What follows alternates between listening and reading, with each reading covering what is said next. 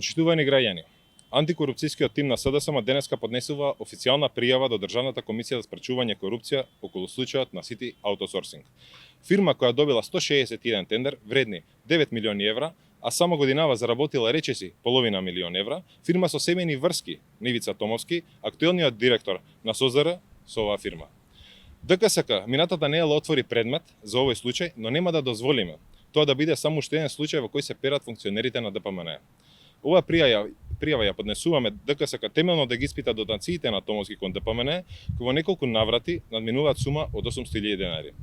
Какво е потеклото на парите кои Томовски ги донира на ДПМН? Дали донираните пари се поврзани со оваа фирма? И веќе кога Томовски се оградува и негира поврзаност со било каква фирма и приватен бизнис, откаде тогаш е потеклото на парите кои ги донира Томовски? Откаде има некои 800.000 денари да ги донира? Отплатели? ДКСК треба да истражи и да даде одговор на овие прашања. Граѓаните се заситени од празна реторика на институциите и предмети кои користат за да се исперат функционерите на ДПМН од одговорност. А одговорност ќе има за секој инволвиран во криминал и корупција. Работата не е завршена.